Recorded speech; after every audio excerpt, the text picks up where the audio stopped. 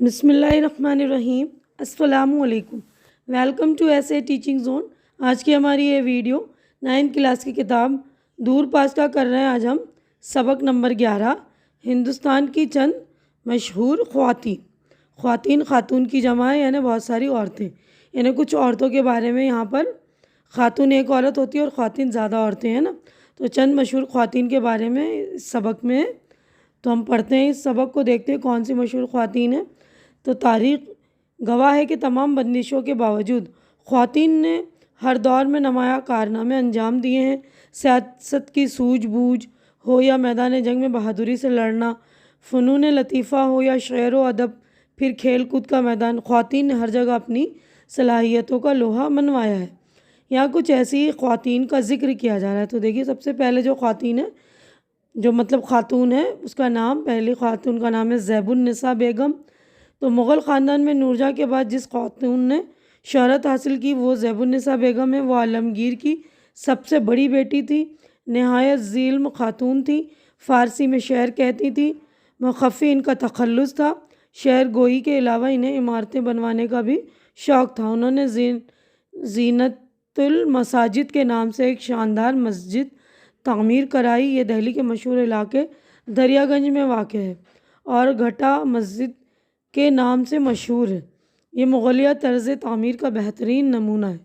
اور اس کے بعد دوسری خاتون ہے نشاط النساء بیگم، مولانا حسرت موہانی کی بیگم نشاط النساء بیگم ان وطن پرست خواتین میں شامل ہے جنہوں نے ملک و قوم کے لیے بڑی قربانیاں دیں۔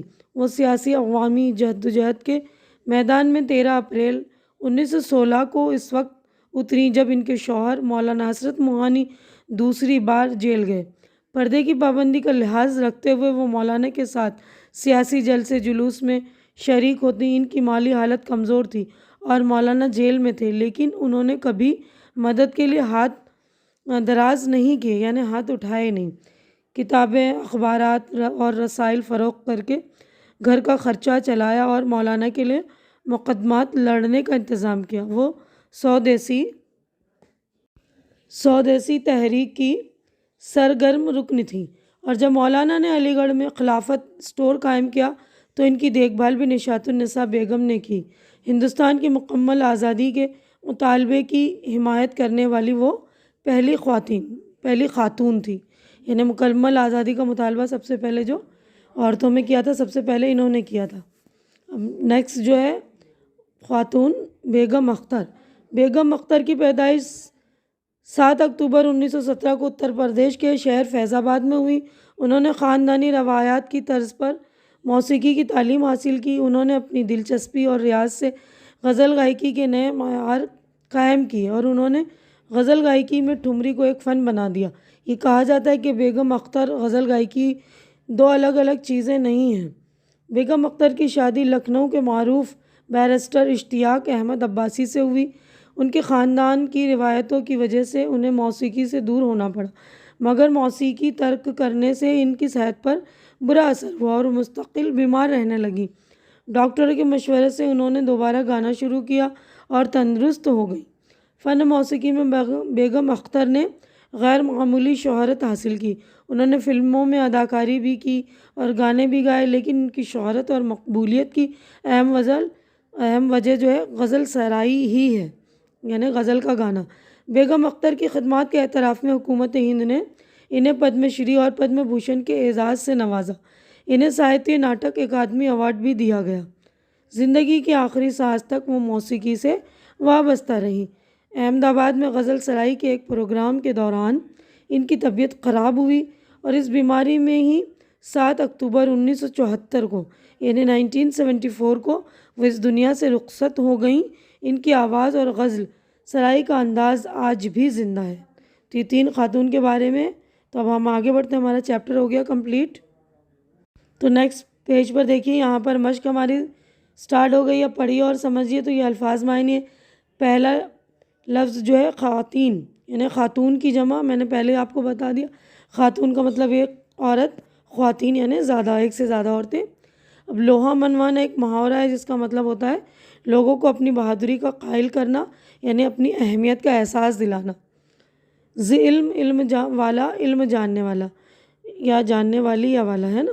واقع ہونا، موجود ہونا. طرز تعمیر، تعمیر کا انداز، تعمیر کا طریقہ. وطن پرست، وطن سے محبت کرنے والا.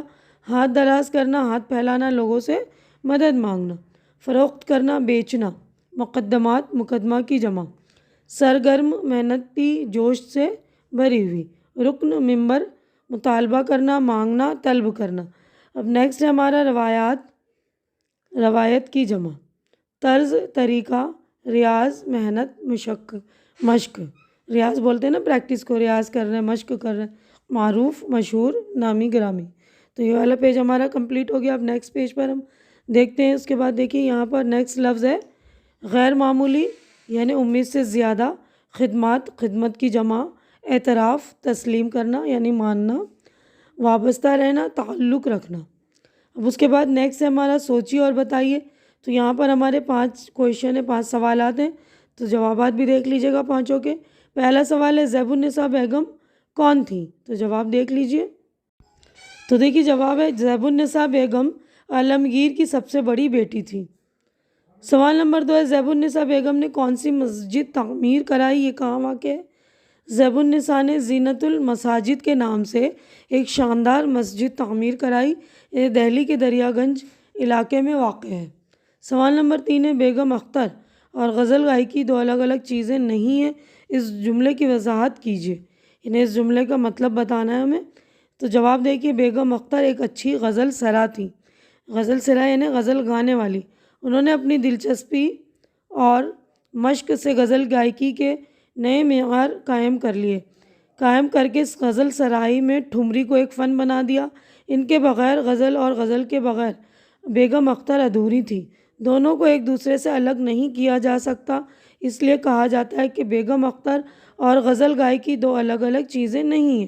اگلا سوال ہے بیگم اختر کو حکومت ہند نے کون کون سے اعزاز دیے؟ اعزاز یعنی انعام. جواب دیکھیے بیگم اختر کی خدمات کے اعتراف میں حکومت ہند نے انہیں پدم شری اور پدم بھوشن کے اعزاز سے نوازا. انہیں ساہتیہ ناٹک اکادمی ایوارڈز بھی دیا گیا. اب اگلا سوال دیکھیے. تو دیکھیے یہ والا جواب ہمارا پورا ہو گیا. بیگم اختر کو حکومت ہند نے کون کون سے اعزاز دیے. اس کے بعد اگلا کویشچن ہے جملوں میں استعمال کیجیے. لوہا ماننا، فن تعمیر، آغاز، روشن خیال، آگاہی. ٹھیک ہے نا. تو اس کے جملے بنانے ہمیں. اور نیکسٹ ہے واحد سے جمع اور جمع سے واحد. تو یہ دونوں آپ دیکھ لیجئے. تو دیکھیے یہاں پر جملوں میں استعمال کیجیے، یہ الفاظ ہیں اس کو جملوں میں استعمال. پہلا ہے لوہا ماننا. بیگم حضرت محل نے انگریزوں سے مقابلہ کر کے اپنی صلاحیت کا لوہا منوا لیا. فن تعمیر، شاہجہاں بادشاہ فن تعمیر کے شوقین تھے. آغاز، ہر کام کا آغاز اللہ کے نام سے کرنا چاہیے. آغاز یعنی شروعات، شروع.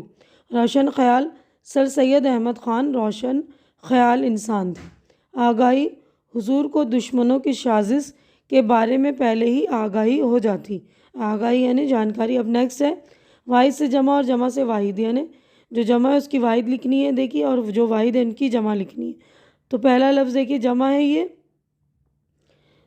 خواتین، خاتون. واحد ہے حالات، حال. مسائل، مسئلہ. خدمات، خدمت. اب یہ واحد ہے، اس کی جمع شعر، اشعار. فن، فنون. عمارت، عمارات. اعزاز، اعزازات. ٹھیک ہے. تو دیکھیے یہ دونوں کویشچن ہو چکے ہیں. اس کے بعد نیکسٹ ہے عملی کام. ہندوستان کی 5 مشہور خواتین کے نام لکھیے اور یہ بھی بتائیے کہ انہوں نے کس میدان میں خدمات انجام دی ہیں یعنی کون کون سے میدان میں ان کی خدمت رہی.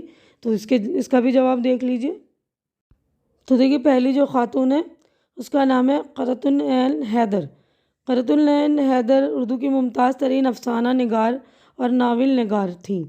یعنی افسانہ اور ناول لکھتی تھی. وہ بہت ذہین اور ادب کی شوقین تھی. 11 سال کی عمر میں انہوں نے پہلی کہانی چوہیا لکھی اور 14 سال کی عمر میں پہلا ناول اختر النساء بیگم کے نام سے لاہور میں شائع ہوا. قرۃ العین حیدر کو بہت سے اعزازات سے نوازا گیا. ان کی فکری سطح بہت بلند تھی. اس میں شک نہیں کہ وہ 20ویں صدی کی سب سے بڑی فکشن نگار تھی. فکشن نگار. نیکسٹ دیکھتے ہیں. تو اگلی خاتون ہے بیگم حضرت محل. بیگم حسرت محل کا اصلی نام محمدی بیگم تھا۔ وہ تاجدار واجد علی شاہ کی ملکہ تھیں۔ پردہ نشین ہونے کے باوجود حضرت محل نے انگریزوں کا ڈٹ کر مقابلہ کیا۔